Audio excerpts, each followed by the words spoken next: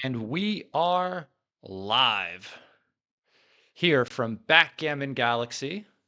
My name is Justin Noel, and I will be your commentator today for this fantastic round of 10 match versus Marc Olson. He is the CEO of Backgammon Galaxy, Backgammon Grandmaster, writer of many backgammon books, all of which you can find for sale on either Amazon or backgammongalaxy.com.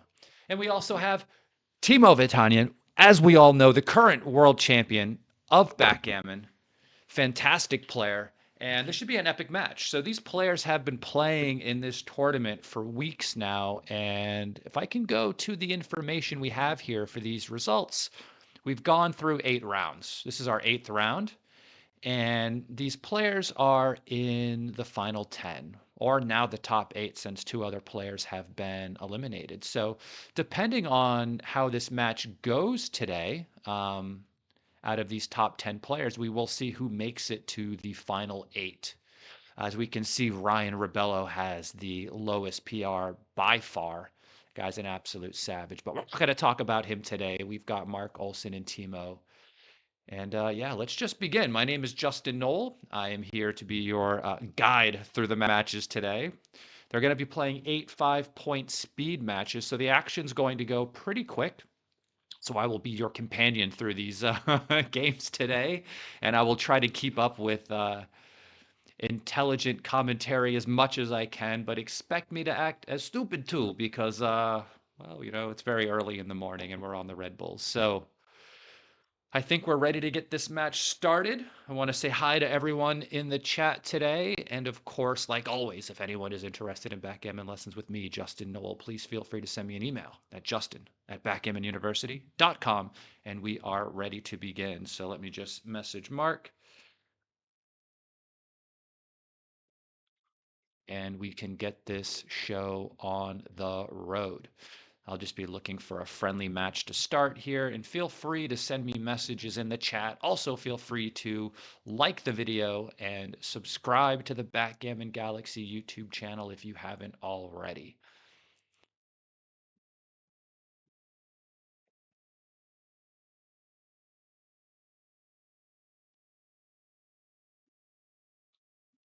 How is everyone doing in the chat today?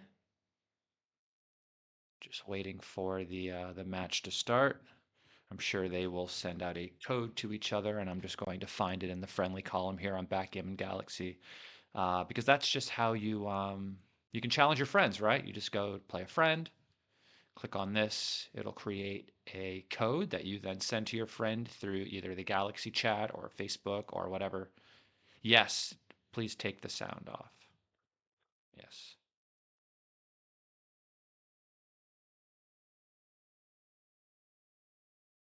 Hearing me will not help anyone.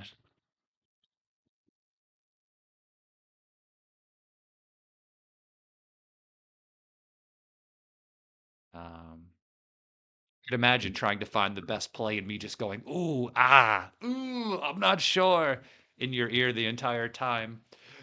Would be a little bit annoying, I'm sure. Maybe we can go to this and we can pop out the chat here. And we'll go back to Galaxy. I can also likely just follow the chat on my phone.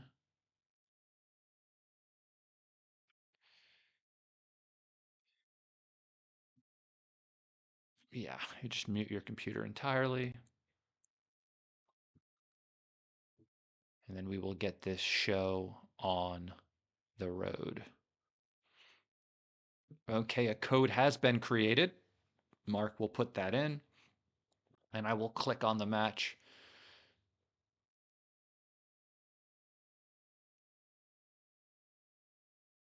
There we go. Timo versus Marc Olson. And here we go. Thank you all for tuning in today. Of course, these outside hits have quite a bit more value than hitting by playing down. I think Timo probably has the best avatar of anybody. He looks stoic and super cool in his avatar, and I look like I ate one too many tacos in mine, but that's fine. Because when I go to the Texas tournament, I do eat one too many tacos. 5-3. This hits outside, or it makes the 15 point. I would probably just hit outside. I know it leaves a bunch of return shots, but it does fight for freedom. Although, for the argument for this play, you are up 20 pips, right? But now black can start building in front of you if they choose to do so. I would likely make the 20-point anchor, though. It seems to stop a lot of nonsense because, if white rolls a 5-1, you're going to regret it. Seems pretty strong against what looks like priming structure from white. But everything they do disagrees with me, and they're still in the tournament, and I'm not. So I was eliminated last round. I played like an awful match against Marc. This steps up, and I guess you can play this 4. The other play hits on the 2, which duplicates 2s, which I kind of liked. Maybe I just disliked this structure, but I can see the point behind this. You're just looking to get out and around without leaving an additional shot.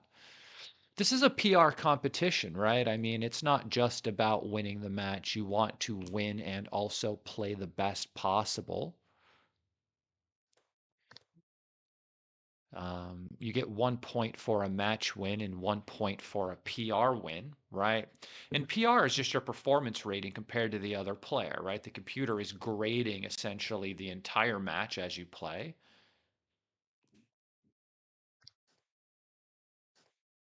And it's judging your moves based on what it would do if it played perfectly. And whoever has the lower error rate or performance rating wins the PR point. And we just go by what Galaxy says. We don't run the analysis any higher afterwards. And this double hit is a fantastic roll in 6-5 fans. Okay, so this is super strong. 2 on the roof against a 3-point board, soon to be a 4-point board. But black is behind some structure, but they only have a 1-point board here. This is a very difficult decision. Insta takes. Marc seems to disagree. You can tell because it looked like he burnt his hand on something. 6-1. Could just make the bar. I like making the bar better because you might not make it and he could roll like a 1 or something. And the 4 has to hop out. The 4 hops out for sure. No, he's got 2 on the roof. Team Marc. Yeah. You could just come out and come down as well. Stop double 4s. Easier said from the sidelines, though, of course. If you do this, maybe the 2 steps up. I think the hard part right now is like what you're doing with the 23, right? So I think the 6 has to hit because you don't want him making the 1 point. Oh my gosh, double 1s from the roof. Timo knew it all along. Double 1s from Marc. Okay, not as good as Timo's double 1s, that's for sure. I'm going to go see if we can follow the chat here as we are live on Backgammon Galaxy.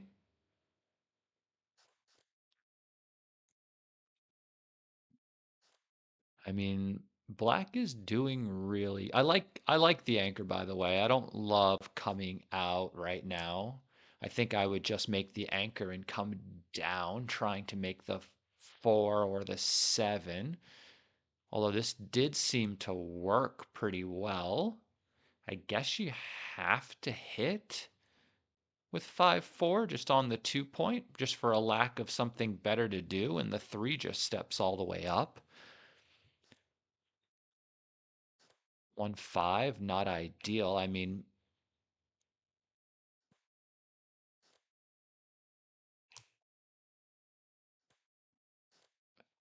white needs to come out. That is for sure. And this is not great. Oh, terrible roll. I guess you just have to slot the point, right? No, it just doesn't slot. It just goes to the 5. Yeah, that's the only play, really. Okay, Timo needs a good roll here. 6-3, 6-5, double six, 6-3 hits.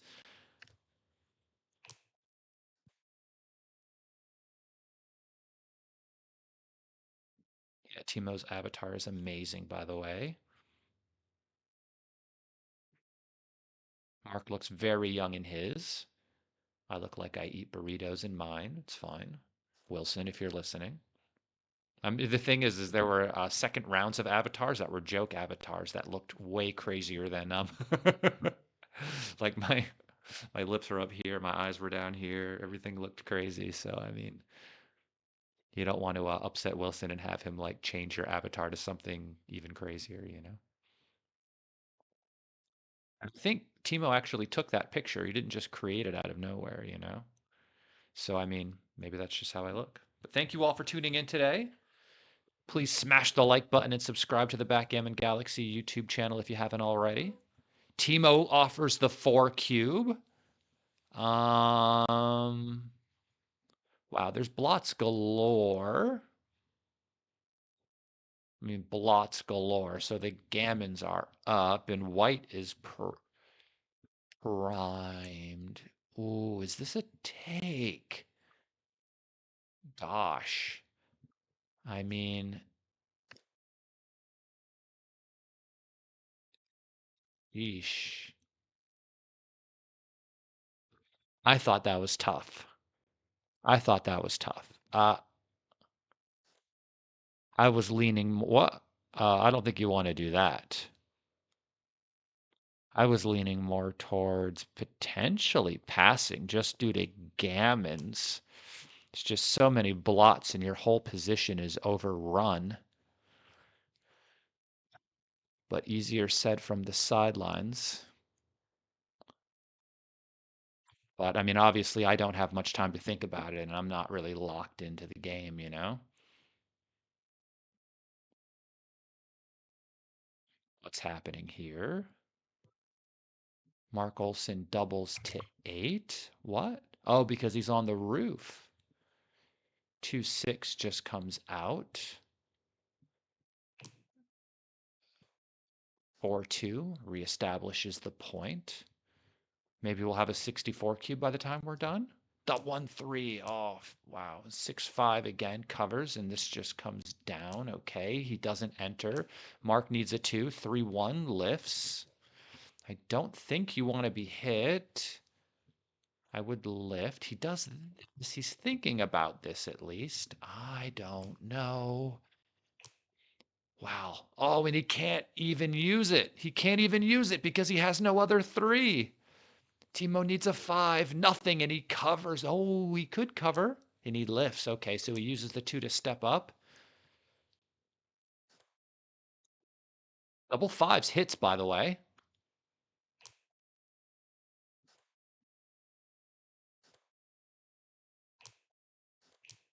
Double fives brings everybody in, and it looks like Mark is going to be the winner of this match right now, barring something incredible.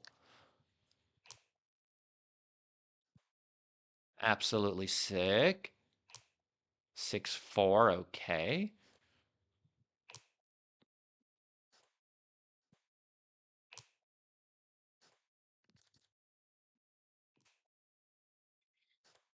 6-2. Sticking around for, of course, 5-1, and you just clear the outside point, and the match is over.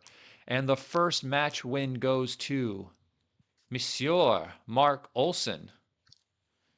And now the truth. Who wins the PR? Incoming any moment now.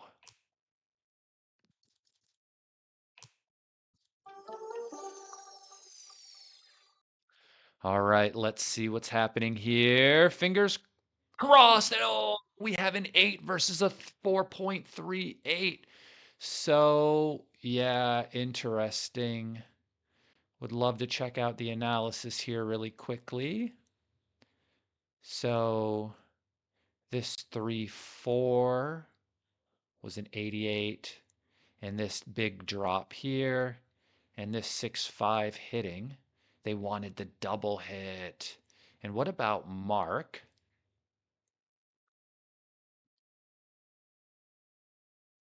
This was a great take by Marc.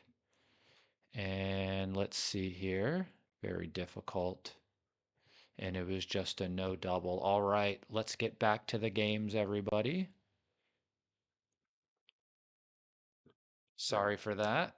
2-1 slot. All right, we didn't really miss. What the hell happened here? We missed a point already? That was like 4 seconds. All right, I won't be doing that again. Won't be doing that again. 2-5 hits.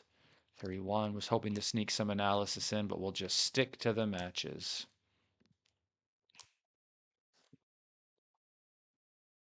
I had to see it, though. I had to see it.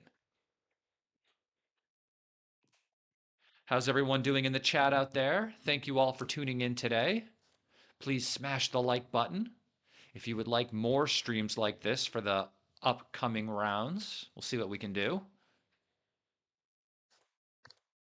Who are you rooting for out there in Chatsville? Can we get a 1 for Marc Olson and a 2 for Timo? 1 for Marc Olson, 2 for Timo. Who are you rooting for out there in the chat? I am, of course, agnostic in this situation.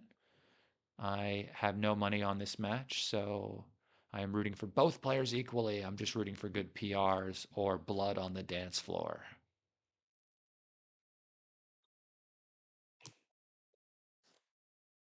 6-5, and I would just play the 5 down, try to continue to build my priming structure here. 4-3, 1, and I guess the 3 splits off from the 24, I would say. Seems to be a pretty flexible position. 4-5. I think I would just come down instead of coming out. I think having another checker on the 8 point is good. 6-5. I guess we just make the 16. I like this. This keeps like 2 goalkeepers in the outfield just in case they roll something silly. And 1-6. Okay, that misses, but just comes out. 6-1 is annoying. It gets to make the bar, but it doesn't clean up the blots, and he gets hit back.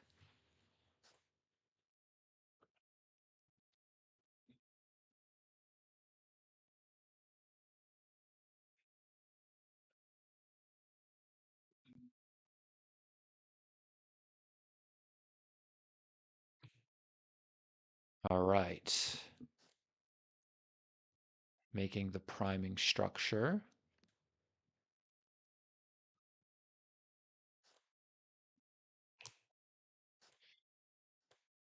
On 6.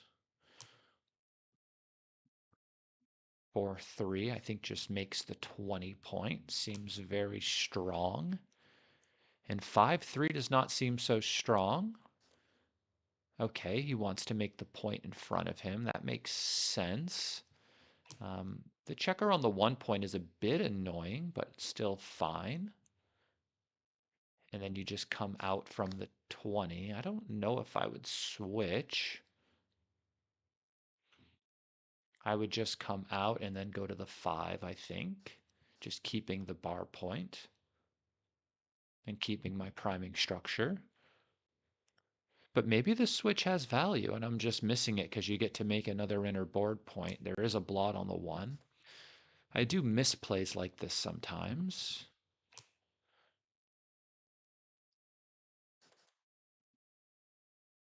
Seems like a good play. 6-4 safety's the checker.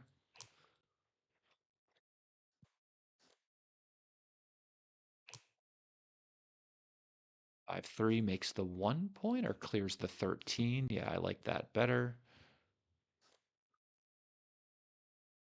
I would slot the 2, actually.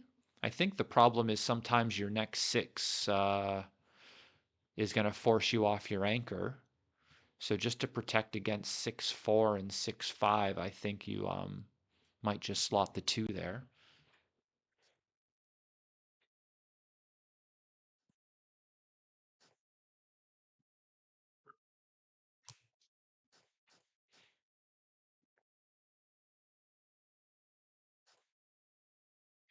because black isn't really getting killed in the race, are they? So,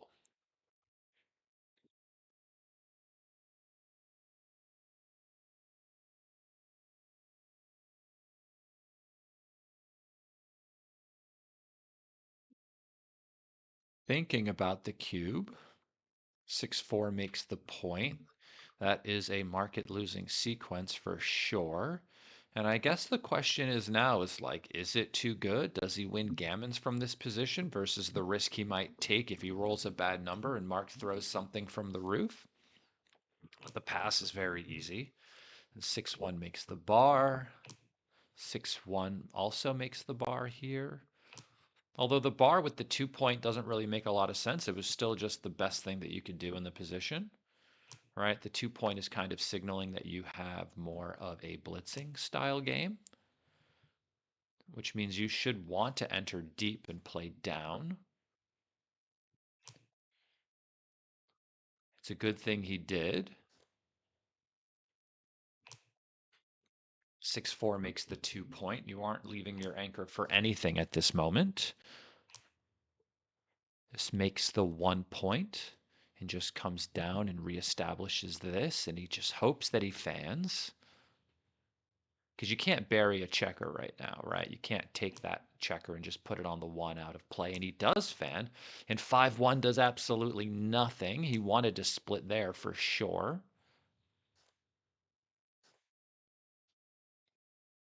Okay. Yeah, think I prefer this. I just don't love playing with the extra blot if he's going to be if he's going to be attacking me, right? And 5-3 just runs out. You're up in the race now, so you need to work on getting your back checkers out.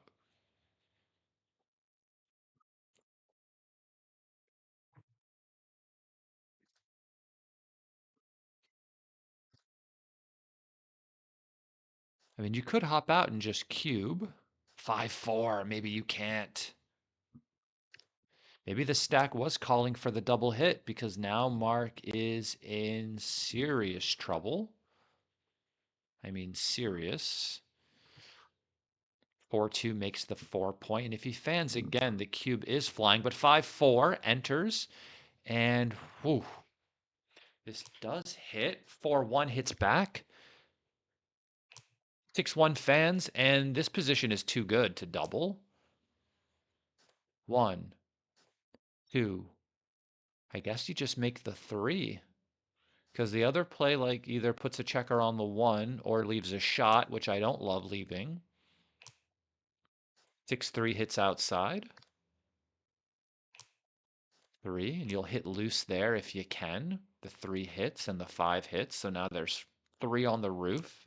But he gets to anchor. That should help some in saving gammons, but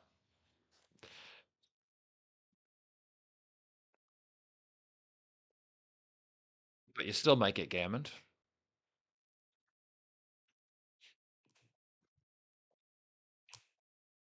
3-1 brings in both checkers.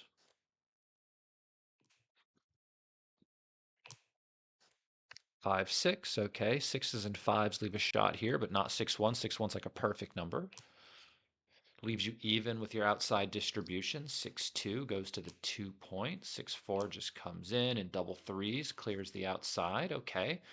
So now 6-5, 6-4, 5-4 all leave shots. Double fours does not, though. And the gammon is here, but it's only a gammon on a 1 cube, which I guess is the silver lining for Mark, is that he only loses 2 points in this game instead of 4. Oh, it's a 5 point match. What the heck am I talking about? You see, I forgot when I was playing that these were 5 point matches because I almost exclusively play sevens when I'm on Backgammon Galaxy. 4-6 hits on the 4, 4-5 double hits.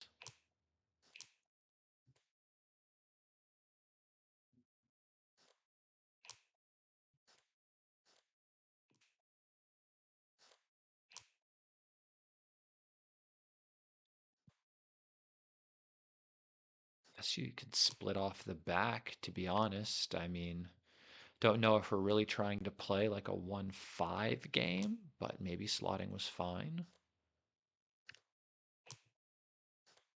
Double fours makes the. hmm, Let's see what 3 down looks like. Whoop, not that one.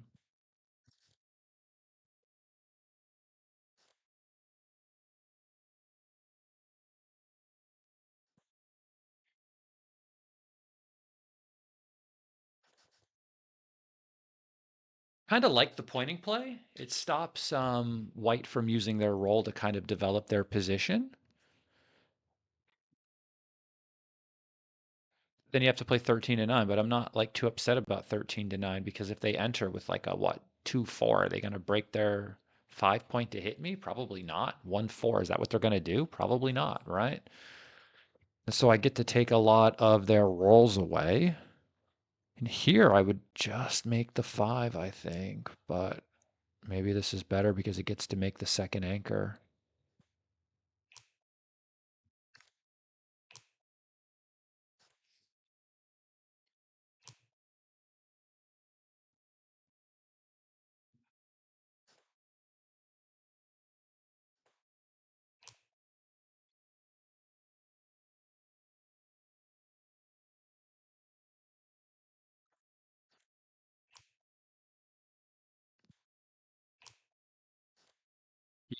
That's a fair point. Um, Let me see if I can do that actually.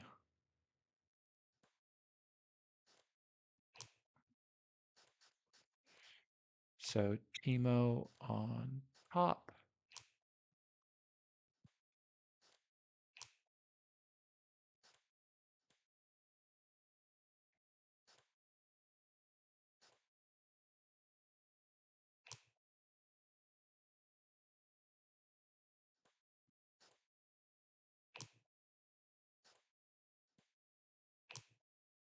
Marc on the bottom.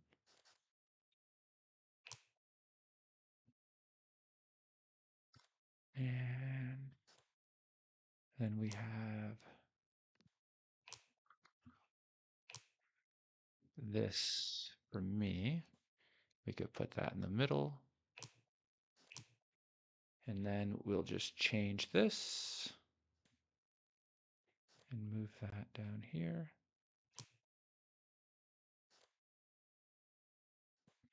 Yeah, and that makes more sense now for sure. Thank you. That was a good comment. So Timo is on the top, Marc is obviously on the bottom, and I, the commentator, Justin, is in the middle. Okay, so what leaves a shot? Double sixes, double fives, 2-1 hits and goes to the 2. That's great. 5-2. So what are we trying to accomplish here in this game? We're just trying to make sure that if black jumps the little prime, that we're in the outfield catching him. And we want to make sure that we have really good distribution all the way around the board to cover like his sixes and fives that hop out. That blocks double sixes. 6-5, that misses. So I think we probably just play 2 down from the 12. I mean, from the 13 point, I would say. This seems okay. You want to just keep your contact, and this slot's the next best points in line. 3 hits, and I guess you just go to the 12 just to try to make the structure. And 5-3 makes the 6 prime. 6 primes are good. That was a good comment there. Thank you, chat. You see, we can do things on the fly here. Um,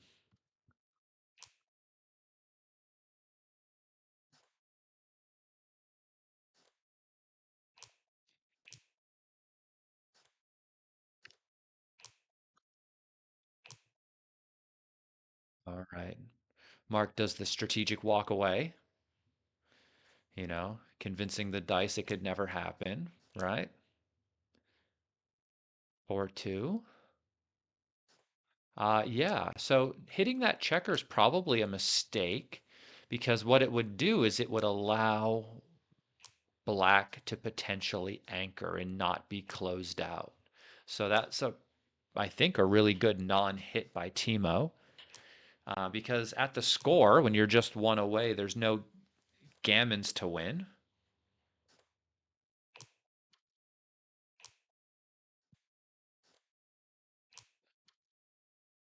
And from here, Timo wins just so many games that it's not worth allowing them to anchor and potentially find a way to win by you leaving a shot bearing in. But it's a 1 point board, so.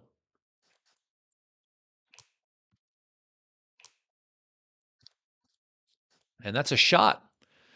And we play safe. We don't take the extra checker off. Any fans? And double twos. I would probably just clear the point, to be honest. I don't think there's any way, but I doubt it's worth anything. And now we get the drum roll.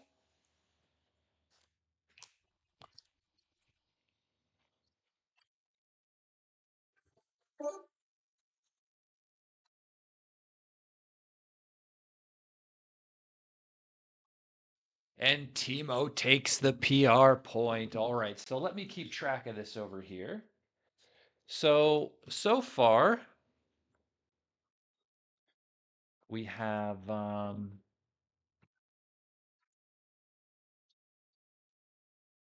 two wins for Marc. One PR win for Marc and one PR win for Timo. So 3 points for Marc, 1 point for Timo so far. Yes, I am tired, by the way. The baby was up in the night. In the night. I don't want to get copyright strike from my singing, of course, sounding exactly like the original song. But the baby was up at like 2 in the morning crying. And I decided to take care of that because I am a nice guy.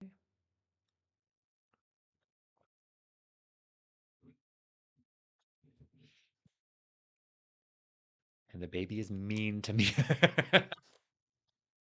And the baby is mean to me. But no, I'm just kidding. All is good. Is it 2-2? I thought Marc won a match and the PR. Maybe I have it mixed up, yeah? Let me go rewind this actually to see who won the first match.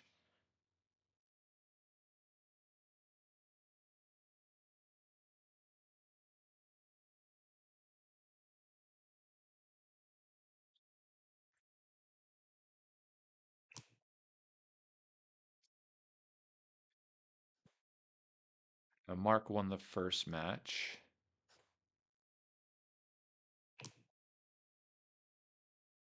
And Marc won the PR in the first match. So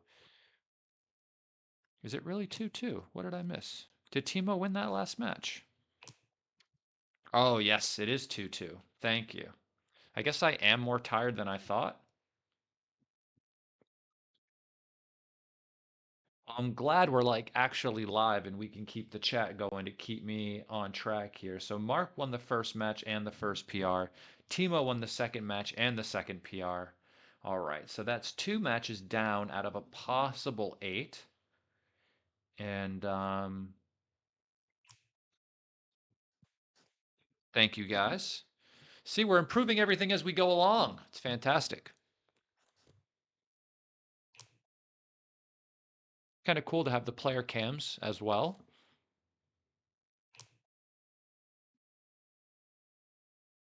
It's much easier to put this together than I thought.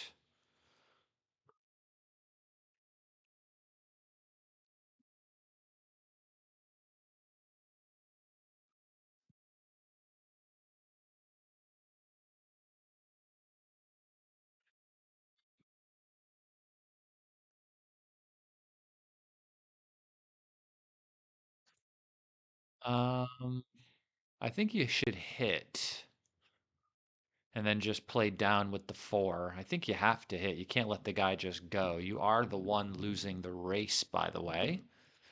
And losing the race is not ideal.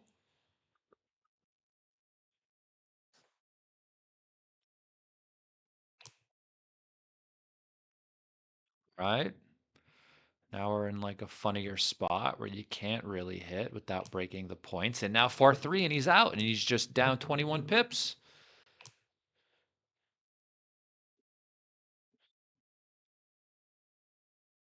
Whoops.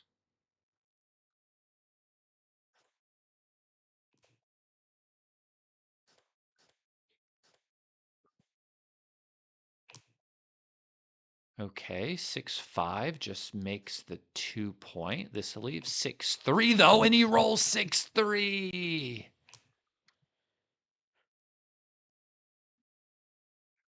Well, I guess I guess it's a redouble.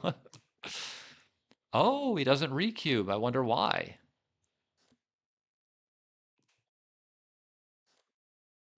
Okay, I guess he's going to have to hit.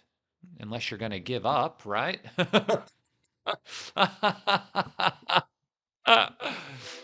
And now he doubles, and now you got to take it, Mark. He could fan. 16 times he fans, right?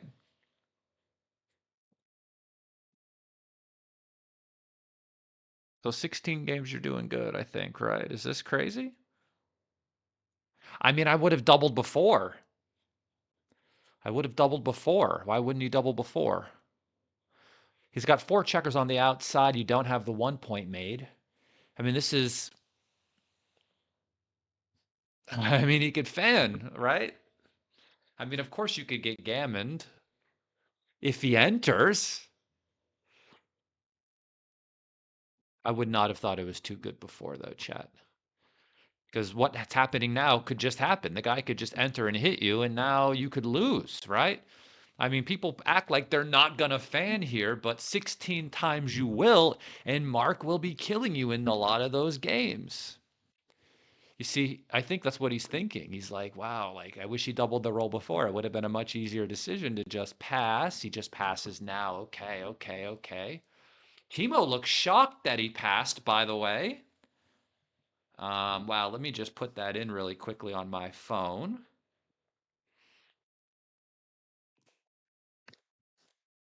How do I get rid of this on YouTube for a second? I have to do it before I forget it in my memory.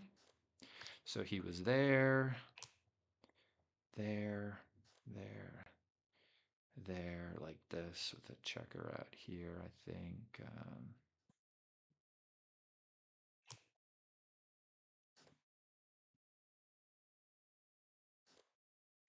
I don't really remember exactly.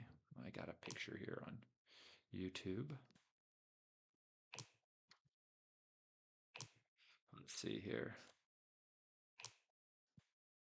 Okay. So he had the 8 and 2 checkers on the 10.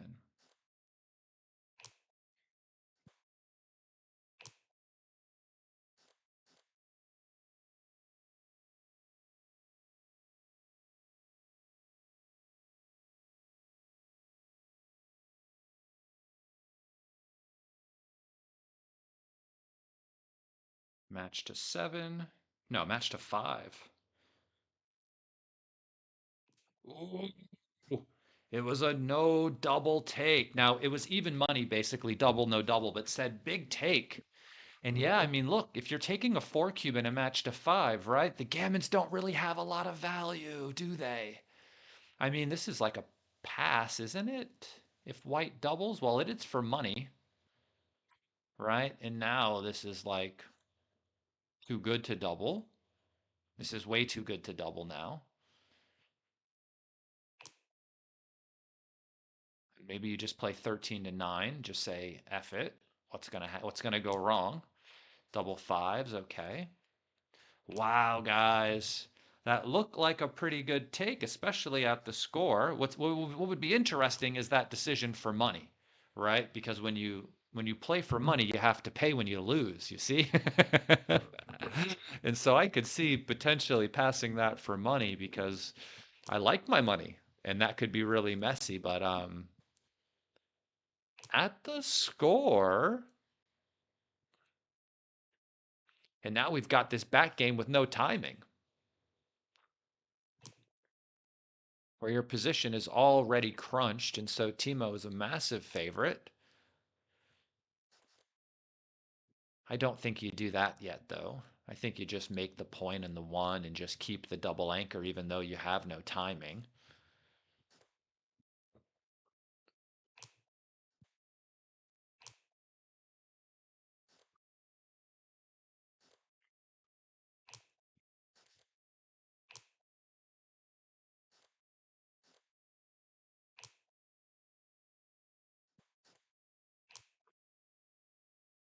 5-3 just clears the 9. Back to the chat here.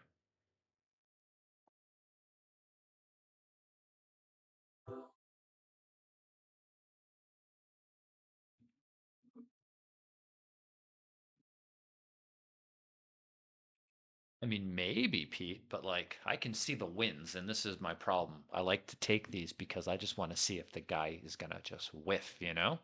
I know you lose a lot of G's, but taking is always more fun, which is why you should invite me to the cash games because I will take those.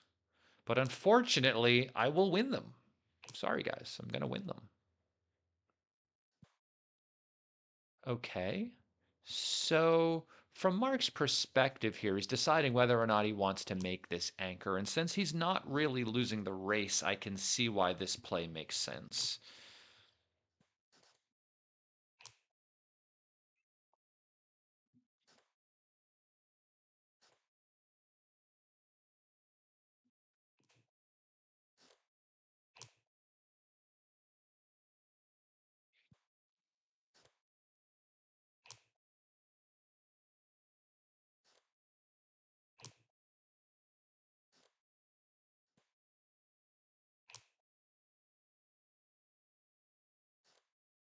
One just makes the one, and 6-4, okay. Getting a smidge awkward. I think black should stay back with their anchor and just make life a little more awkward for white coming home. And the play pays dividends already. So we just play 2 down. That seems okay. And now he gets hit with 3s and 1-2, but not 1-4. 2-1 makes the 5. And double 2 slots the 4. Brings these checkers closer. And he's up 12 pips, which is well within range, I think, of doubling. I think Mark.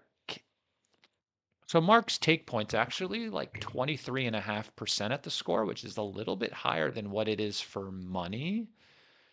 Um, you don't really get to take super deep and non-gammonish positions at 2 away, 5 away. Or 2 away, 6 away, or 2 away, 7 away, right? Like your take points are very similar to what they are for money. But I think he had a take on the race.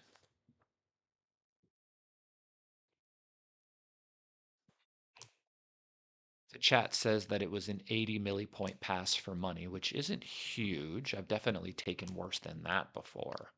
So I would have let the guy roll. I mean, that's just too fun for money.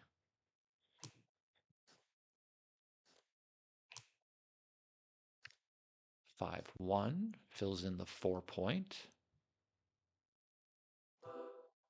Yeah, I guess there's no reason not to redouble.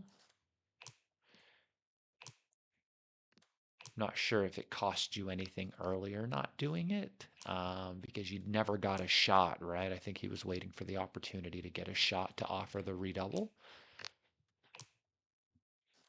Give himself a market losing sequence at least. Double 4s, okay. Mark sees that there is some light at the end of the tunnel here. 5-2. If Mark doesn't roll a 1, he does roll a 1.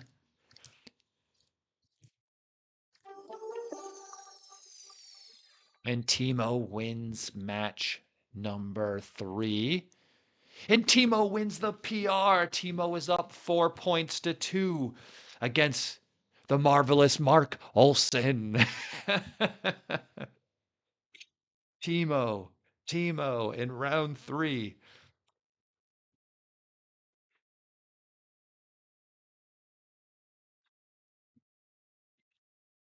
Yeah, we saw that because of the PR on the take decision, right? Where he passed the take at the score. And I guess the take becomes much easier when you see that like the value of your gammon losses don't really exist there, and then you can clearly see your wins because 16 times the guy just fans, right? And you must be doing good in all those scenarios. So here we are on match number 4. Thank you all for tuning in today. We have over 100 concurrent viewers right now, despite how early it is in the States. Imagine if people were up there. Um, we would be doing even bigger numbers. But please smash the like button if you haven't already. And subscribe to the Backgammon Galaxy YouTube channel. My name is Justin Knoll, professional backgammon player from New York City, currently living in London. And if anyone is interested in backgammon lessons with me, of course, please feel free to send me an email at justin@backgammonuniversity.com. And here we just slot the 4 and make the anchor, right? I guess we could run all the way to the 10. That might be better. Even though I love making the anchor, I don't think I want to necessarily jeopardize my race lead by getting hit here. This is tough. This was the play I first saw. And when I second guess myself, I usually am wrong. So generally, I should go with my first instinct. But that's only when I'm well rested, not when a baby wakes me up at 2 and then 2:30 in the morning. Not great to trust me there.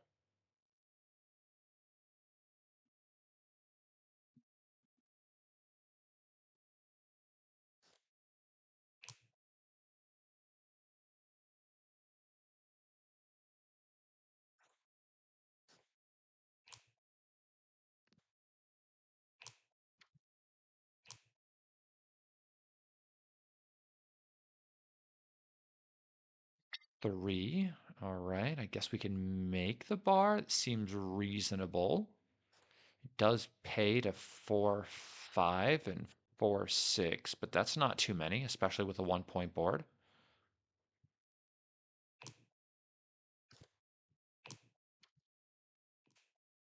6-5 fills in the board.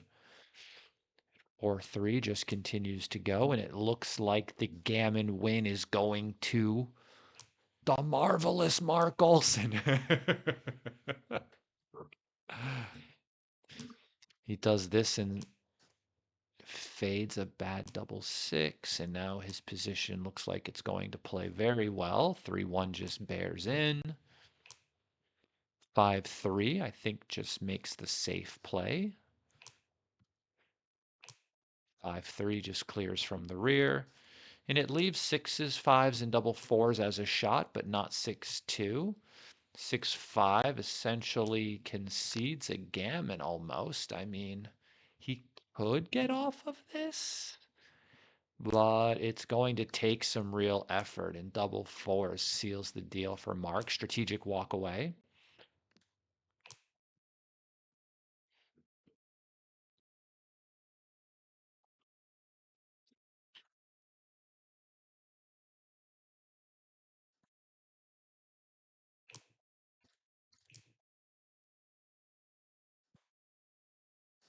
And I guess you should get off the backgammon before he rolls double 5s. There you go. So 1 away Crawford, 5 away.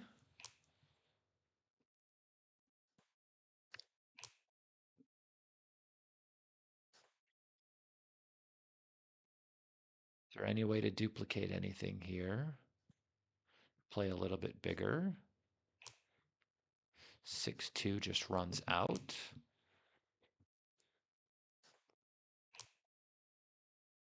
Two down with the 5-2. I'm not going to make the 11 because I don't want to leave a direct shot on the 9 and be sent back. The one good thing about my position right now is white is the racing lead, right? And so, like, giving a shot and getting sent back when you have no guys back seems pretty bad. Here, you only get hit with 6-3, 5-4, and 6-4, which isn't many, but that was one of them. Is this what we're doing? Giving twos, sixes, and ones? Huh. I don't love giving good sixes from the roof. He doesn't hit. I think I would have hit.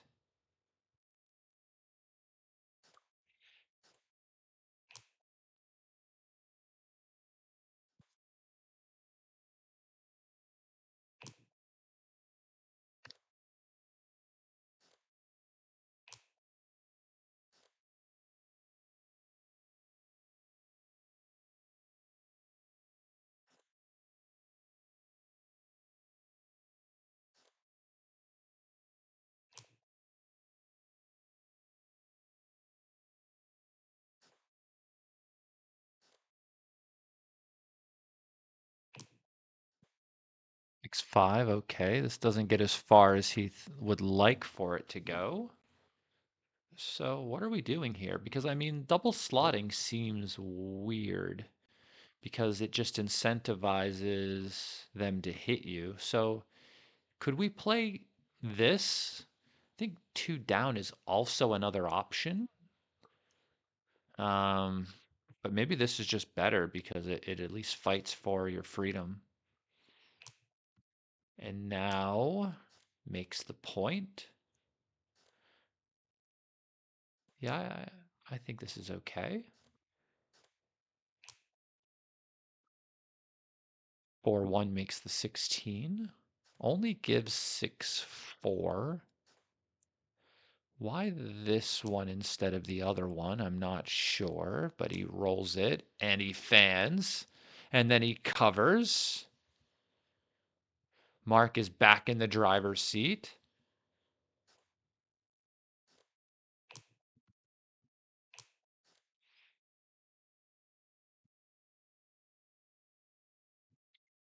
You going to pay off to double ones? I don't think so.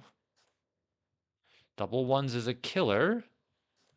I don't understand why. Okay, good. 1-5, he enters, and this just goes to the 5 point. And he's killing him in the race, so you don't really want to leave any shots, and 6-1 makes the bar.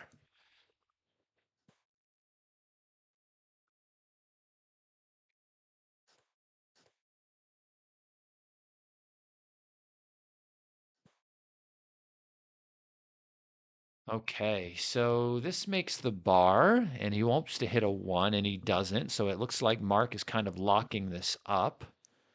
He still needs to make the 1. So there's a chance if Timo rolls a 1. What?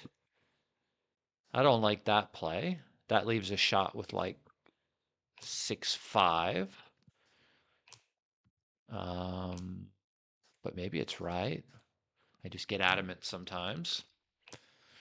Double, okay.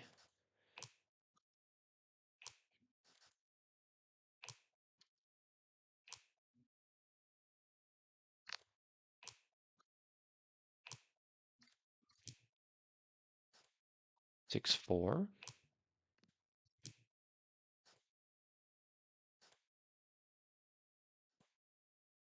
So we've got Marc requesting a 5-minute break after this. So after Marc gets this match win, let's see who the PR point goes to.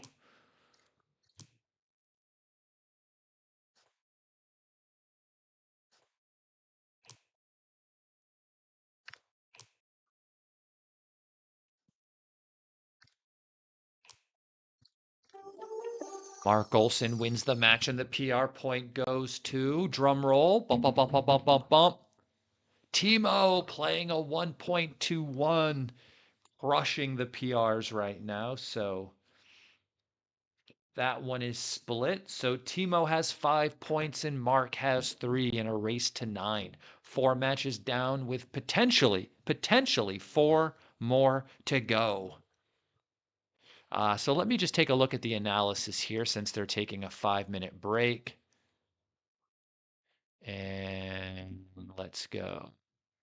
5-1, 5-3, 6-2 runs, 4-3. Best play is 2 down. Okay. 6-3 fans, double take. Let's see the actual cube action here. Okay, barely double, very easy take. Double threes makes the structure. 6-2 hops out. This 6-4. See, you can't just go against your first instincts, right? My top play was the best play. It just made sense to make the anchor and just do something else. 6-2 makes the outside point. 4-3. 4-2. 4-1, of course. 5-1. And then this 6-3. What do they want him to do with 6-3? Slot the 4. Duplicate the 4s. Wow, that's difficult. It's like a computer play. To volunteer a shot when the guy's on the roof is like wild, but efficient. 2-3, 5-4 makes the point. Okay, nothing difficult happened here. Timo sat on the roof and got gammoned.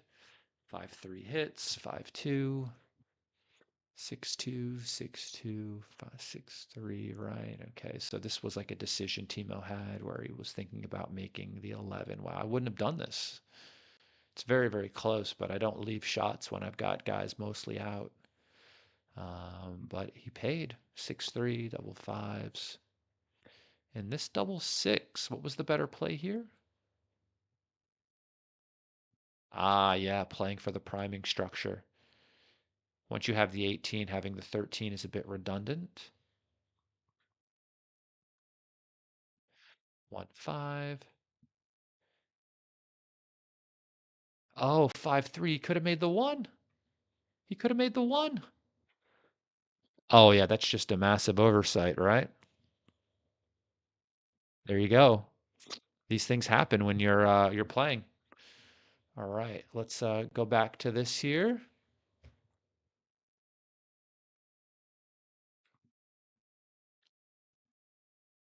All right, let me just message them.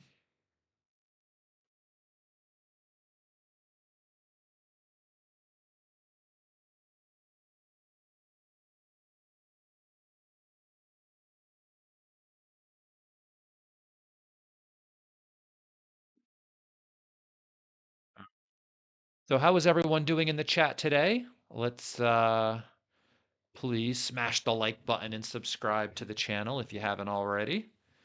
And please feel free to follow me on my Backgammon YouTube channel as well, which is Justin Nowell, Nowell plays BG. Uh, we're racing to try to get 3,000 subscribers over there. That would be fantastic, actually. When I get to 3,000 subscribers, I'm going to do a giveaway, actually, of free lessons. So please go ahead and do that. I'm going to then drop a contest on a few videos. I have a video series of Akiko Yazawa playing sort of a high stakes duel against my professional backgammon playing friend Abe Mosari in New York City. So I think the contest will be dropped on those videos. I see Marc is back and he's better than ever.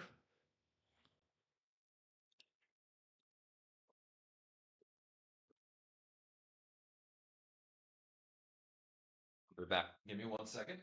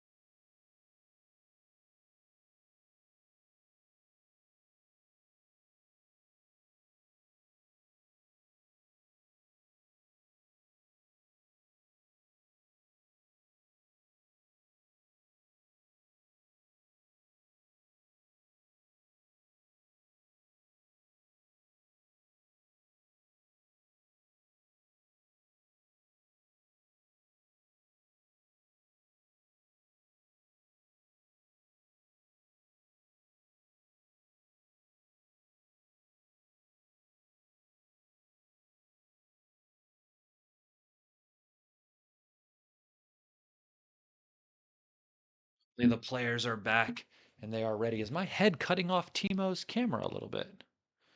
I didn't even realize. Let's see. That's Timo. Let me put mine under his like that, and that should fix that. There you go. All right.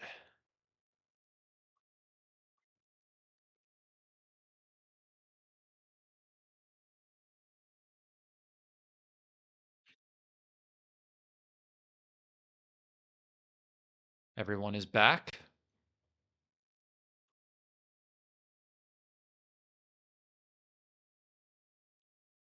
Mark might just be looking over the match.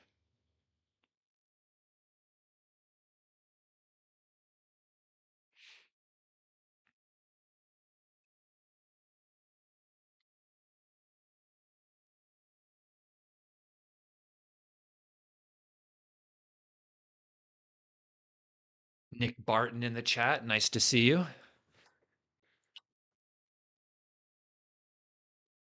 Okay, the new code has been generated. So we are set for match number 5.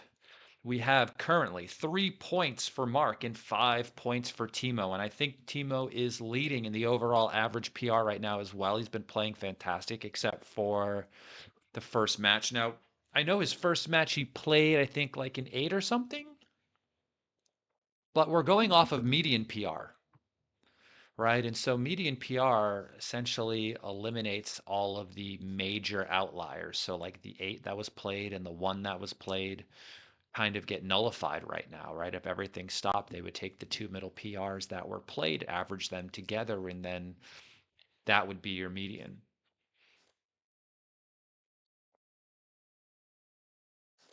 I like making the 5 here. And unless you roll 6-4, then I hate it. Uh, but, you know, who am I to judge? 3-1, okay.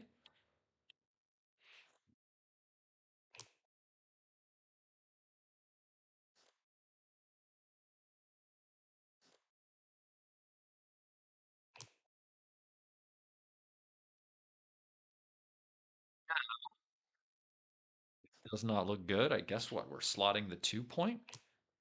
This is terrible against this sort of back game structure to be making these deep points already. So Mark really needs to roll well to fill in the 5 and try to bring this game home without leaving a shot because double ones, sickness, absolute sickness, because Timo is building his priming structure on the other side of the board. So, like, leaving a shot would be kind of devastating. Now, if Mark rolls a 4 here, he's definitely going to hit. So, I'm not sure about making the bar. Feels a bit funny to make the bar, but it feels fine now. So, there we go.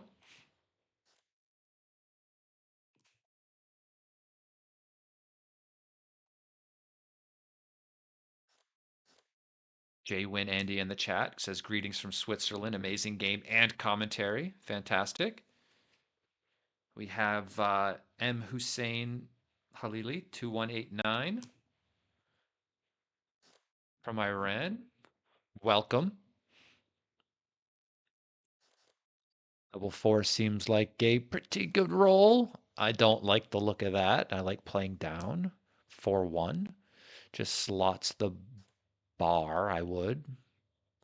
Because this looks like you're going to have to break that anyway. Wow. Very nice cube. Because he can see that Timo is out of timing, really. So it looks like he might have to, but I mean, how are we passing this? Are we passing this? I mean, we've got a good board. I know a 1-4 game isn't great. I mean, the problem is, of course, as always with these double anchor games, is just the timing. You're down 57 pips. Is that enough? I mean, the thing is, if you roll 6-5 right now, you can kill him, right? So I think you got to take. There's bad numbers, right? He rolls 6-1. That's a shot. Oh, really? Hmm. When I see like immediate devastating numbers like that, like a 6-5 or a 6-1, and I still have some timing, I don't know. I don't know. I mean, it might be a pass. It might be a pass, but I mean, there were some really bad rolls, so I mean, that's all I'm doing really when I'm looking at these is I'm just kind of going, well, what if he rolls this? And if I see that there's no bad numbers, like no immediate bad numbers, right? And I'm running out of timing, then I should probably give the game up, right? Because like what am I waiting there for? I'm just going to break the front of my prime and things are going to go terrible and there's no like potential upside, right? I want there to be an upside for me taking. When I don't see an upside, yeah, I should probably just pass, right? But I see some numbers where my timing might not ever be an issue. So a part of me was thinking, you know what? Maybe we can just get away with taking this.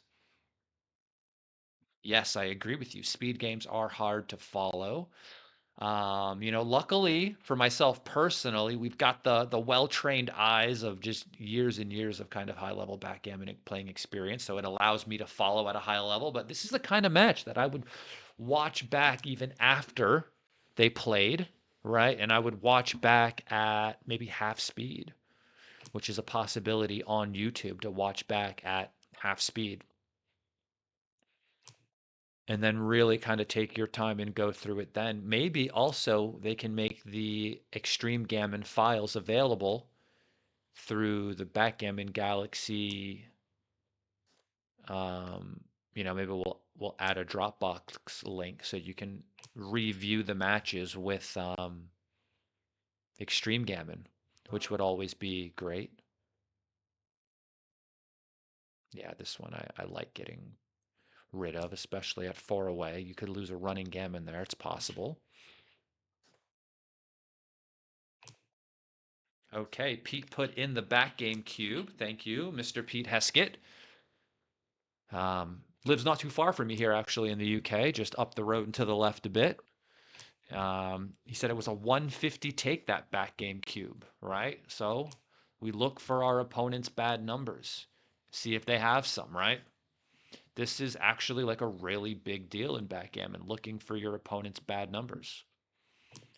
Um, It is a critical skill. And here I would probably just make the 3 because it gives me more numbers to make the 4. Here I only have a 3 to make the 4. And I feel like I'll have better structure sooner by making the 3 than I would by making the 4. I would consider that just to be a play for distribution. Wow. And maybe we lift this one as well. This leaves the fewest number of shots. Any fans? I think the take is pretty easy. So what about now?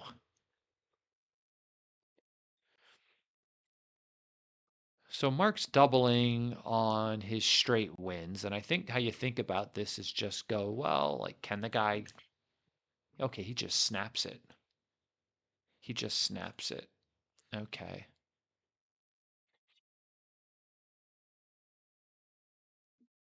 Because you're taking on your winning chances. Wow. Okay, we've got a chat here in Japanese. I wish there was like a translate function on my phone, but I don't see one. But thank you all for tuning in today. If you haven't already, please smash the like button and subscribe to the Backgammon Galaxy YouTube channel. We have Timo Vatanian, current world backgammon champion, Monte Carlo champion, by the way, right? Epic. I did commentary on his winning match against Doron Claxton from South Africa this year, live from Monaco. Fantastic time, by the way. One of the best finals I've been able to take part of. It was just incredible. I mean, doing commentary and just watching in general, by the way. Incredible match. Available here on the Backgammon Galaxy YouTube channel if you haven't seen it yet. And then Marc Olson, CEO of Backgammon Galaxy. 6-3.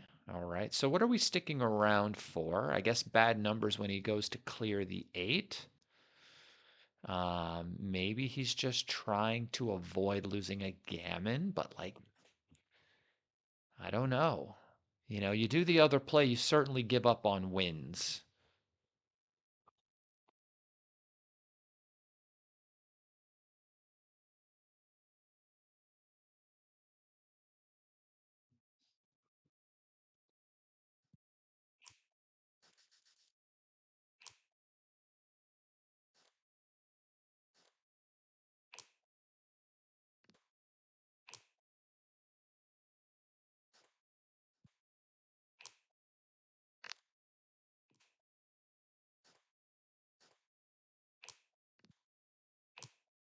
Double fours. So, I mean, it's possible that, okay, that doesn't help. Possible you could win a gammon anyway. Oh,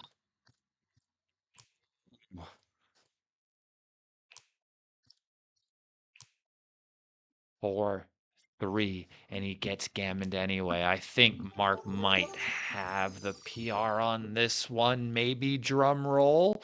Win for Mark and PR win goes to Mark Golson.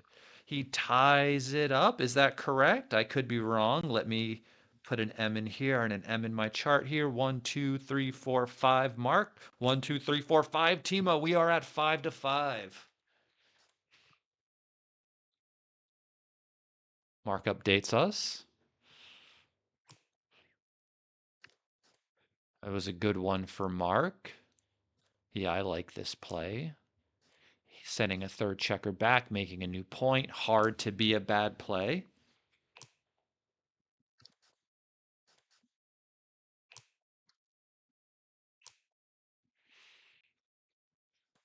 This might come down to median PR. You never know. We're 5 in with 3 to go. Thank you all for tuning in today. Of course, smash the like button, subscribe to the Backgammon Galaxy YouTube channel, and double. Yes? He's on the roof against a 4-point board. There's another blot in the outfield.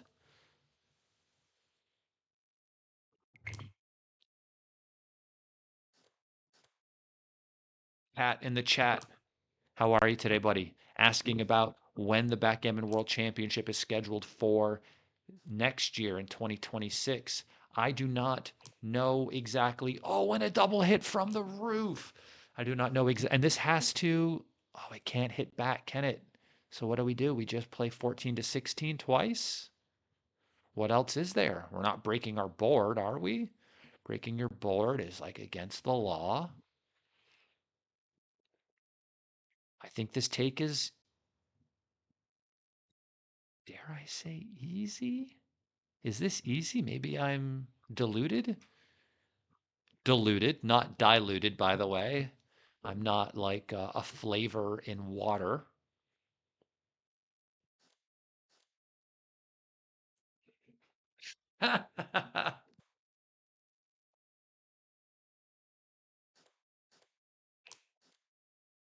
Oh, what's that? No, no, we're not doing that, right? So I think you just make the 4 and the 3, right?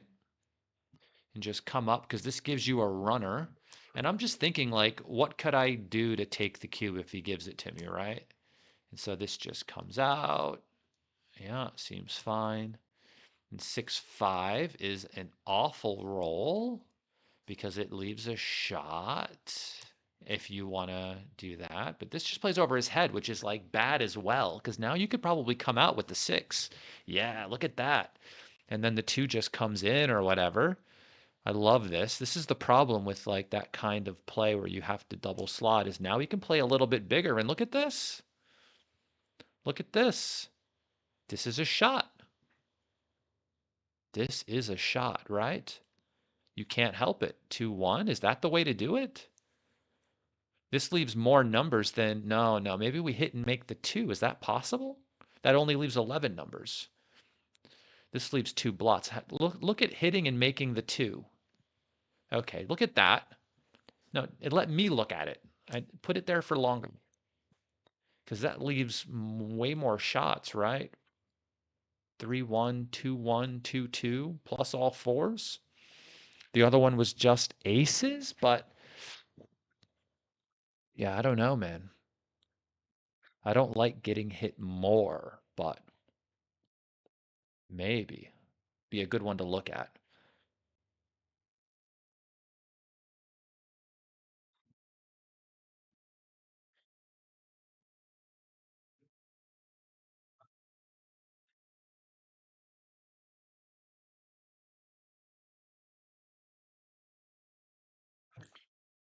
5-3. Okay. So where? I guess you just have to cover the 4. And this leaves 2s and 9s and some 10s, but not a 7. Yep, you just step up. I like this. 4-3, and this puts a checker on the deuce, and you want to hop out with one, and you can hop out with all of them. Should you hop out with all of them? Ah, I don't know. Maybe not. You're down 18 pips, but I guess, yeah, I mean, the most you get here is a 10, right? Maybe you get a shot when he tries to clear the 8 or something. I think you just bring this in instead of cover, but maybe I'm wrong. 5-2 doesn't get to hop out. Ah. Because I guess you pay off to like some doubles that clear and 6-5 that just clear immediately. But maybe you get better contact the other way. But maybe you also leave a shot from the 10 like sooner, and that ends up being worse. Just come down and then do you come out? Yeah, I don't think you're getting killed in the race that bad. 1, 2, 3, 4. I just bring this into the 6. 4-3, okay. With a good roll, Timo can catch up. 4-2's not good enough. 5-3. He needs some 6s, double 5s, a lot of pips, but no checkers off.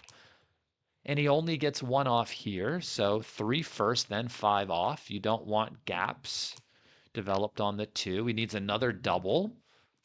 Double 1s! Almost as good as double 6s in this position. 6-1 for Marc. 5-2. 4-3, 2 off. Double 3s for Timo. 6-2.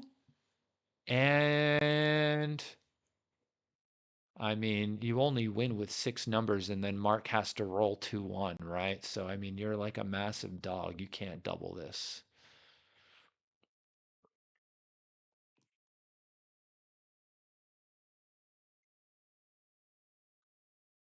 Ooh. Marc got away with one there.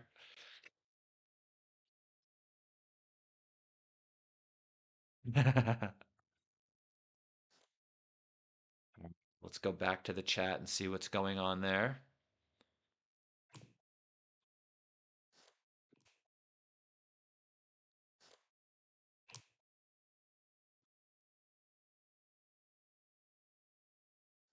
4-3, I guess just makes the ugly play. I guess he can double slot with 3-2. 6-2. Why not just slot the 5 here? I mean, this seems okay. He's got 2 blots in his board now, you know?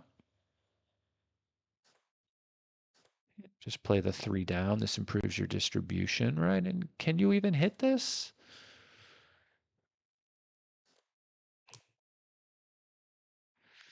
Guess you wish you had. So what are we doing here? Is that what we're doing first? Covering?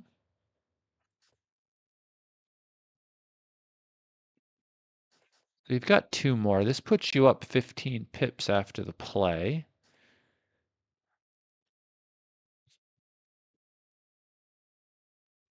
It's tricky, you know, because he's got a 1-point board with a blot in it, and you do just kind of want to get home, and you don't want to get stuck there. And I guess the question is what happens when he hits you with a 5? I mean, is it better to just play 13-7 instead of 8-2 if you're going to do this? Maybe it is better to play 13-7 instead of 8-2 if you're gonna make the point.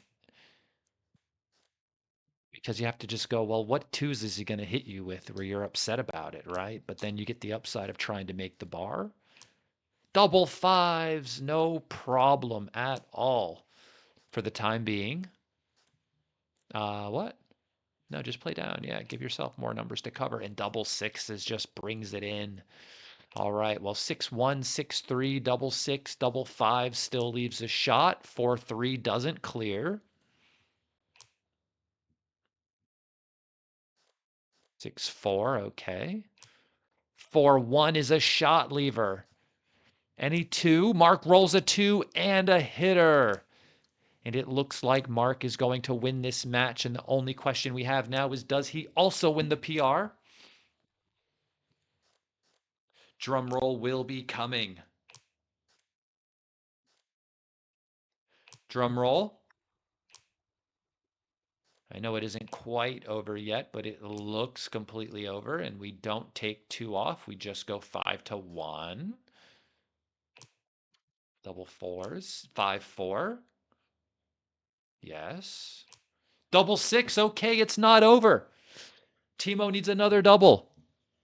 Timo needs another double. 2-1, balancing his range, of course. Double twos for Marc.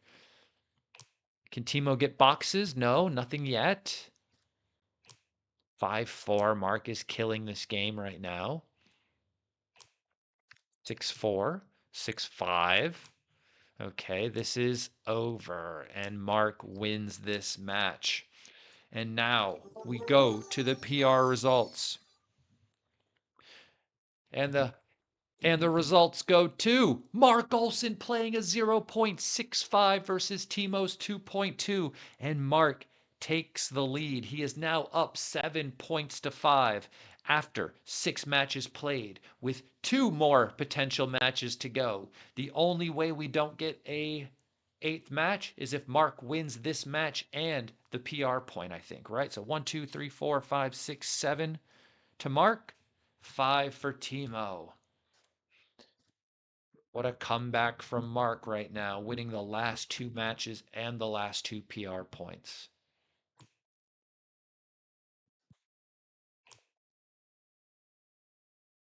We don't know what he did during his 5-minute break in between the first 4 matches in these matches. But whatever he did was good because his PR is now back on track.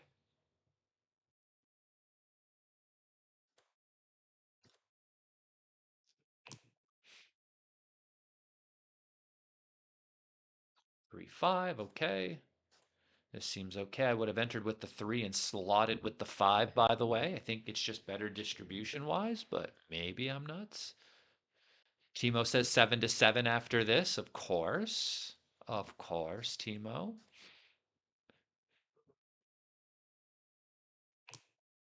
Marc hopes, of course, that it's over right now. And this makes the 3, and I guess we could just come out. I think I like coming out over slotting just because there's a blot in his board. The 4s are duped to hit and cover.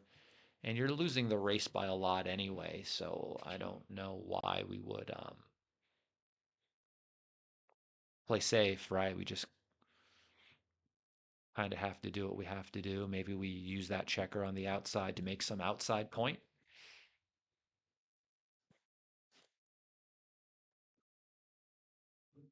Thank you all for joining me today. You could have been anywhere in the world, but you chose to be here with me and Marc and Timo. We appreciate that.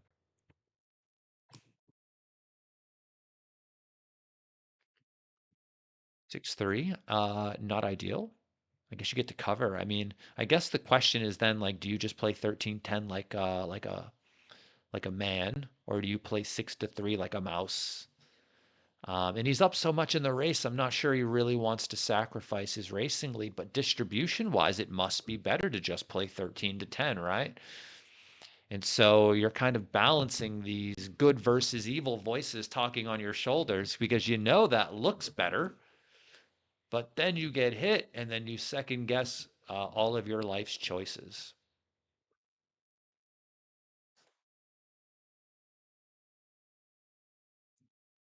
because now we've sacrificed our race lead. But double twos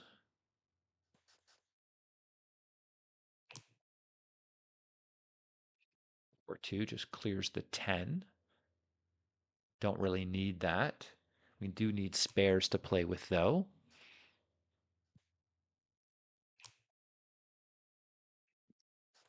5-3, ugly, very ugly.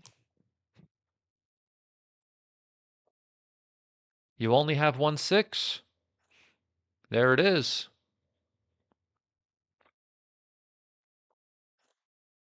Are we doing that? I don't love that. I do prefer this, I think. I don't like this because if he hits me on the outside, I want to be able to make the 20-point anchor from the roof. But maybe I'm just totally off the mark.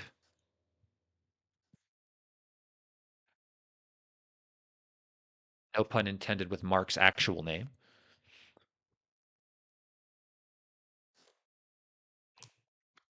And this game is over with the cube. He's up 15 pips on roll. There's 2 blots in the outfield, and the 5 is open, so it's not like you really think you're like that too good. You know what I mean? Because you could miss the guy, by the way. I mean, I know you didn't, but you could have. And then the guy could just roll a 5.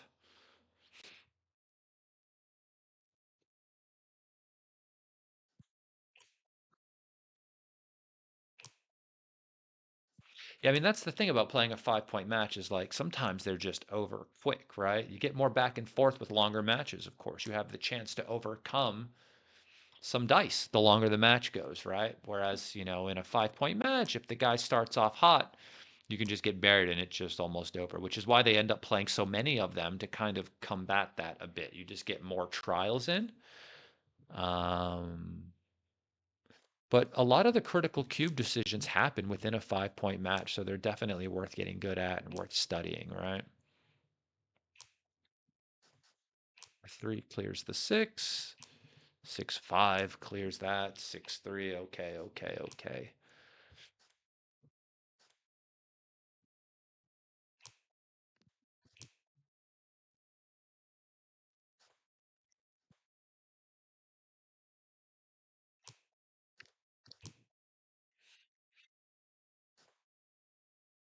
4.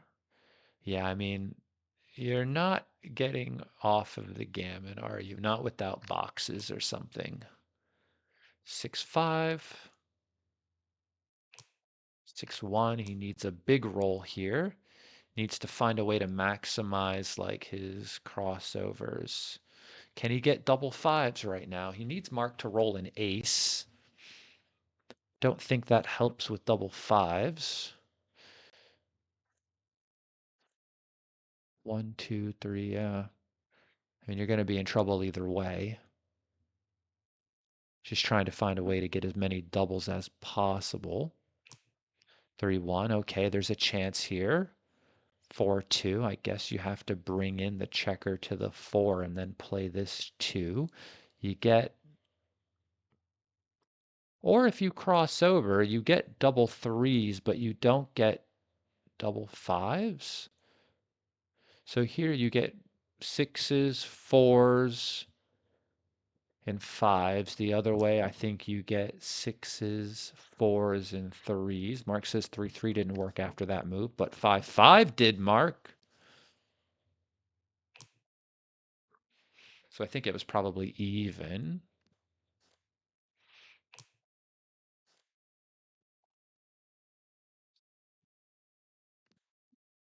Right.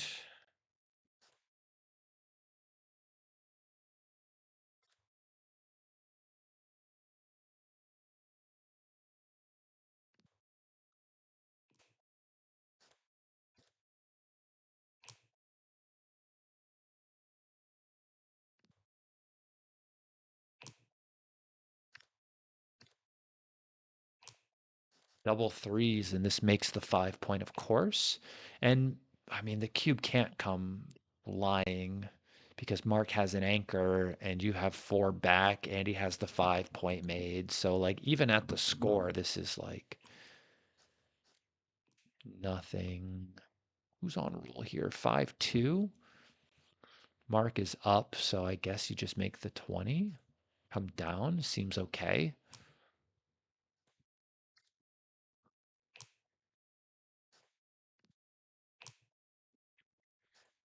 Thank you all. Look at that in the chat. Somebody dropped the link to my YouTube channel. Please feel free to go over there and follow that channel. When I reach 3,000 subscribers, I will be doing a giveaway over there of a free lesson. So please go do that. Only subscribers are eligible.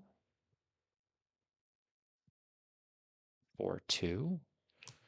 Seems like a good play. Marks up more than 50 pips here.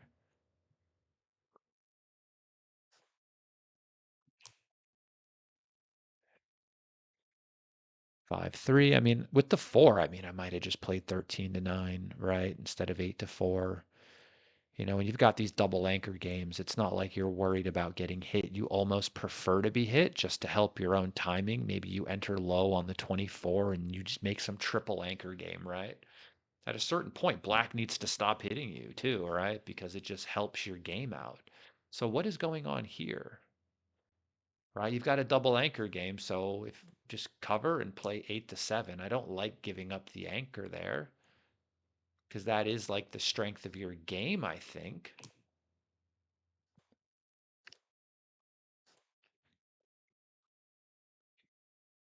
So obviously I'm not sure, but I would probably, I mean, I don't remember Mark's first games at all, but I know that I wasn't in love with those last few sort of plays as far as the double anchor game is concerned. Be good to look at later. 3-1. So with all this hitting now, yeah, 4-3, okay. 5-2 can't really go anywhere.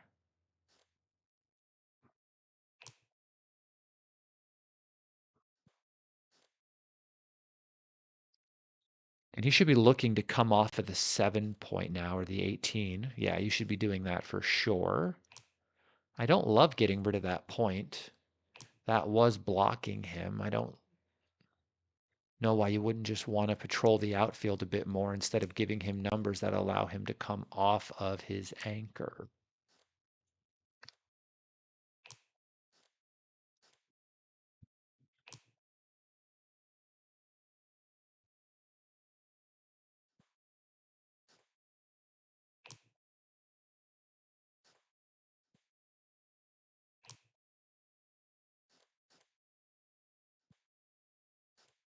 Exactly.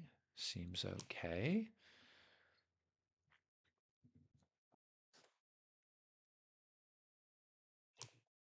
Double sixes. Okay. And I guess that just slots the 2 point. Get all of your ducks in a row as far as your priming position is concerned, and this makes the 5. Double ones, and this clears the 9. This is really good for Mark. Now, when should we double at 3 away, 5 away in a back game situation? This is not it yet, I'll tell you that. I know for money, when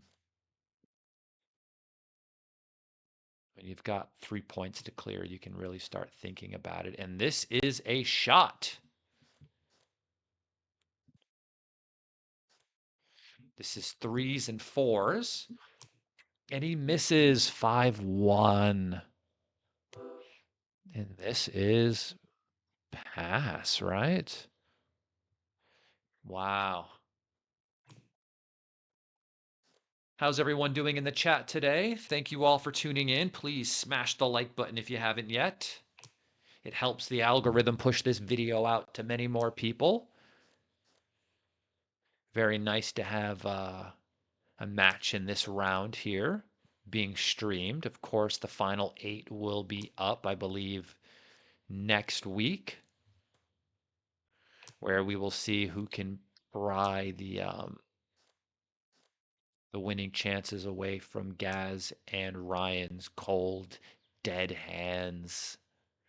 And I think we just come out with the last 2. Seems plausible.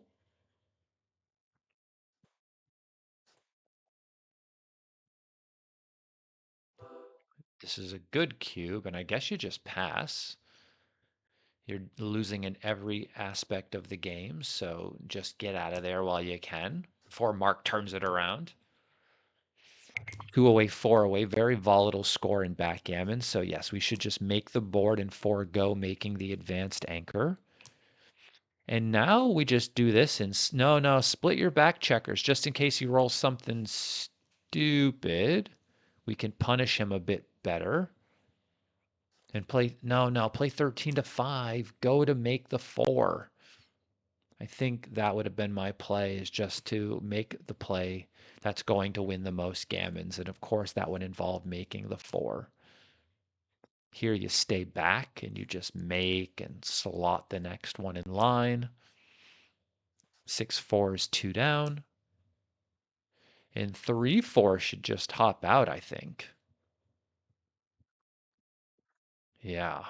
You're losing the race, but if he makes the 4, you could be really, really, really screwed. So I think your best chances come from just coming out.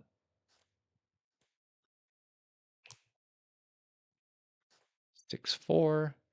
Because getting off of these gammons is like as good as winning. And this makes the 1, which is awkward. It's annoying. And double sixes. Timo now killing him in the race. Like he wasn't before, but he is even more now. 5-2, sure, just 2 down. Not that it's going to matter. Unless Marc rolls boxes, of course.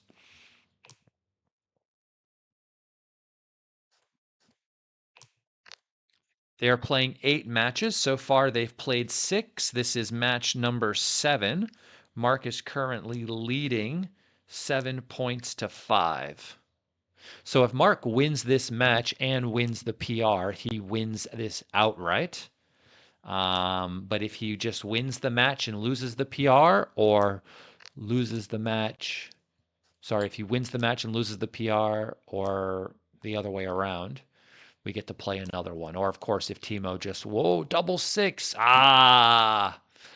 The worst thing you can have in this game is hope. Those double sixes for Marc gave him hope, but Timo rolled it right back. Rigged dice. So to 2 away, 2 away, we can double immediately, by the way. In 4-3. Okay, double ones. And I guess we just step up.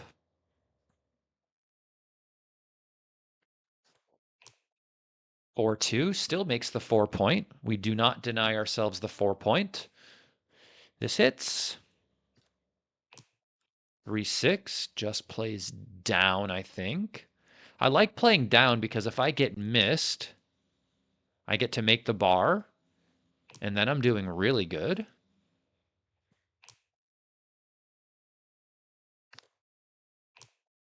2-4 hits.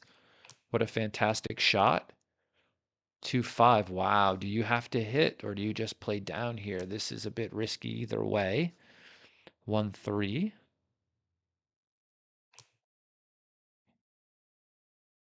2-6. And I guess the 2 just steps up.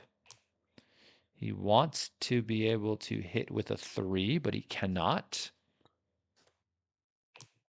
4-2 for Marc. Great shot. 5-2 just comes out.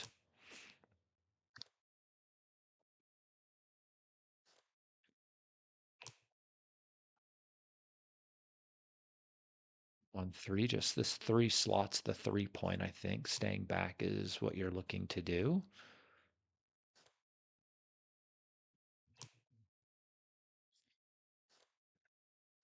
Pretty good roll, being able to free that back checker. And 6-5. Oh, he would have got a shot if he could have stayed back.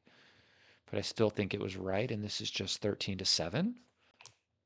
And double threes gets to clear the 17 point. Marc has a commanding lead in this match now. That is for sure. 6-2, okay, and he covers. 6-2 hits, 4-4 hits, but not 4-2, which just makes the bar. 2-1, safety's the checker. 2-3, okay, so I don't think you want to play two down here. I think that's a bit too big, actually. But you could get into trouble because the position is getting a little bit funky.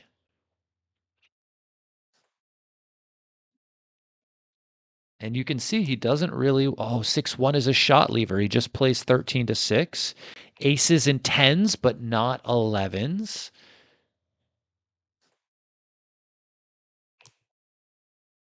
3-2. 3-1. Okay. Double threes clears the point. I would just take one off.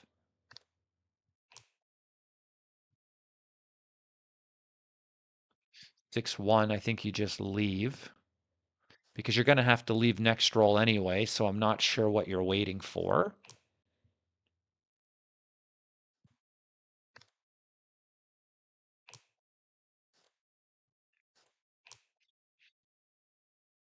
For one. Do we take two? I think we can just clear the 6 point, right? Yeah, this seems to win the most games, which I think is the most important thing here. It does leave shots with sixes and fives, but I think it's the safest long term.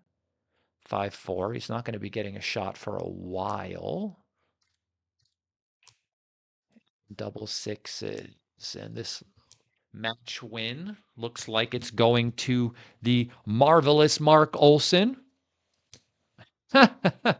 And now the PR result will tell the tale of whether or not we get an eighth match. If Timo wins the PR, we get another match. If Timo does not win the PR, it is over now. And the drum roll.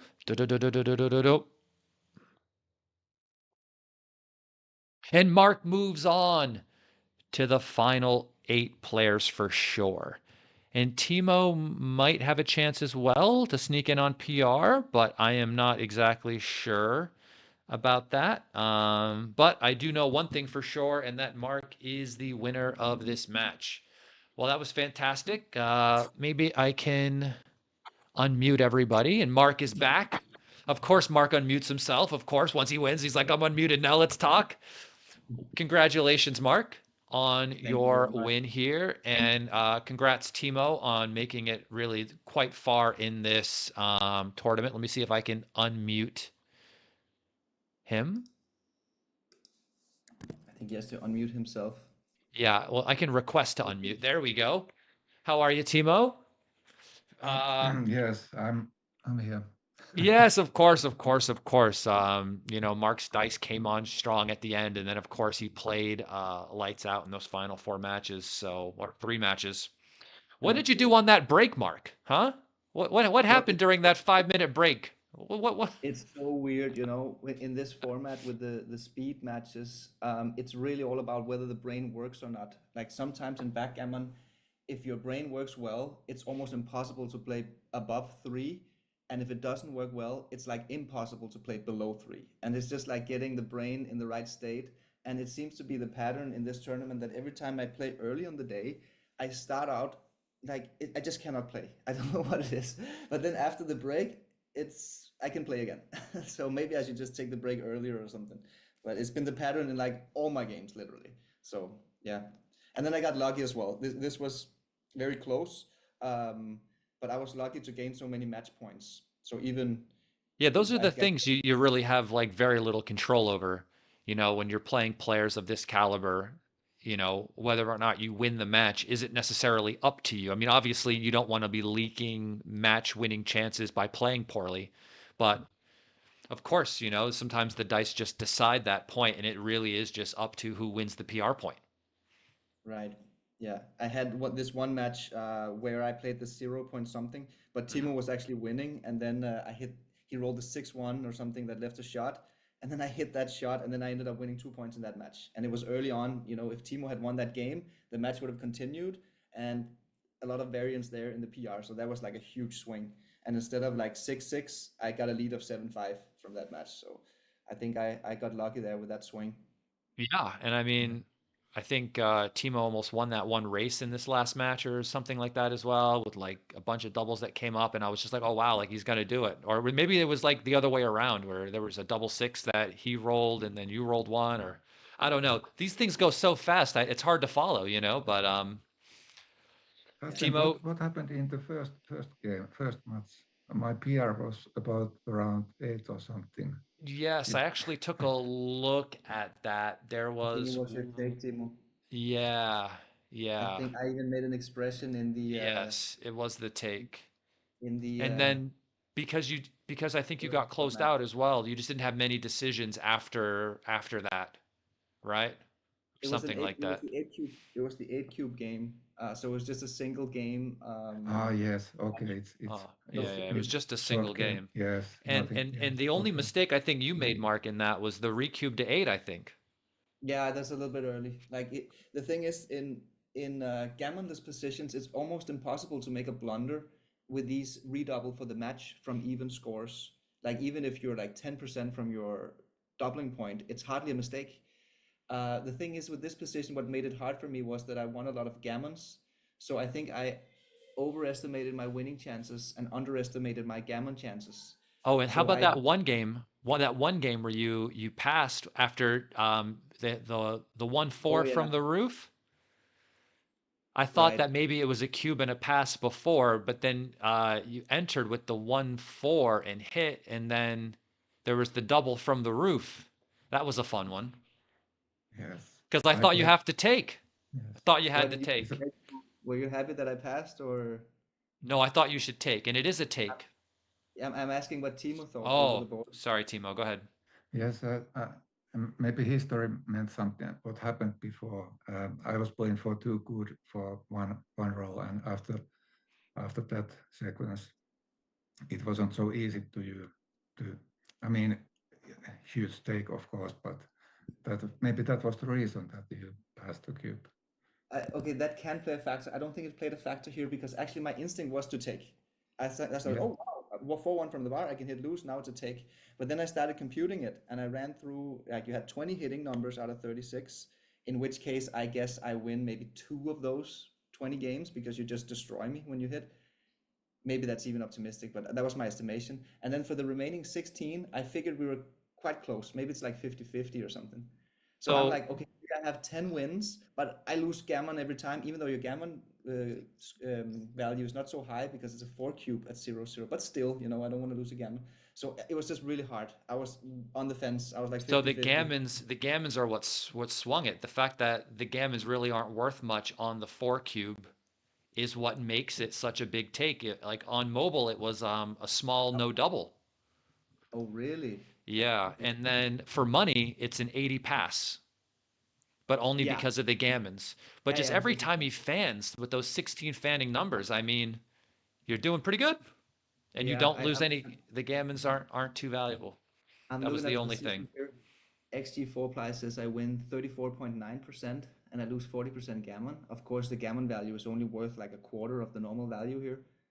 Um, and it's a 119 drop. Okay, so sorry, take. So I made Someone said, 119 run here. yeah, yeah. So Wasn't that bad. they It look. was difficult. Yeah, it was tricky, of course, but I thought the score would make it easier to take because I could definitely see the wins in that spot because like he could just fan. And Timo made a face actually in the video when you passed because I think Timo I knew it. knew it was But a you see, take. Yeah. my estimation was that I was winning like 10 out of 36 games. This was way too low. I'm actually Mm. winning almost 35% here. So I was just underestimating my winning chances completely. Of course, I knew about the gammon value and all that stuff. My question Uh, also, what was it actually too good? The roll before? yeah, totally. Yeah, Yeah. by a lot. Let me check. Uh, Because you only had 4 checkers on the outside and you weren't even closed out yet. There was 2 on the 8, 2 on the 10. yeah, it was way too good. It was way too good. Team was winning I, I, 86%. I wasn't so sure about that, but I hope that it was too good. Yeah. So Well, yeah. maybe we can make the match files available to the people who watched today so they could go back and review them. So maybe we can add like a Dropbox link in the comments or something. But does anybody want to add anything else about any of the matches that were played today? Any comments before we sign off? Timo? Well, oh, sorry, you go ahead, Yeah. Timo.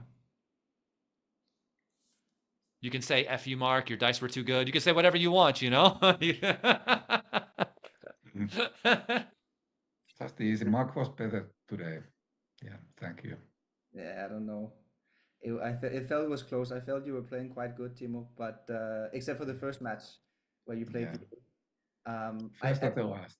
Yeah. Both of us had a chance to progress to the quarterfinals, even losing. But I think just quickly looking at your error rates here, I don't think you're gonna make the cut. Yeah. This wasn't good enough. I mean, yeah, I will say one I'm nice done. thing about median PR is that it's easier to shrug off a bad PR like an 8 in your first match because you know that it might not matter. And so it might not like hurt that emotionally that bad because you know that hey, it might not make that big of a difference when it comes down to deciding the error rate in the end. Right, but I don't think it's enough for Yeah. Timo here, It's all right. unfortunately. Well, any signing off comments from anyone else, or are we good to go? Thank Good you, to go? Timo. Thank you, Yeah. Mark. See All you right. just Well, it was a great match. tournament, and good luck, Mark, in the next round. And Timo, you did win the world championship this year, so I think you'll be okay. Yeah, yeah, you'll be all I'm just right. fine. Yeah. You'll be just fine. You can go, you can go play with the trophy or something right now. But thank you all, and yeah, we're signing off. So thank you, Mark Olson. Thank you, Timo Vatanian, and my name is Justin Knoll, and we're here for Backgammon Galaxy, and we will see you in the next round. Have a good evening, day, or afternoon, wherever you are in the world. We'll see you next time.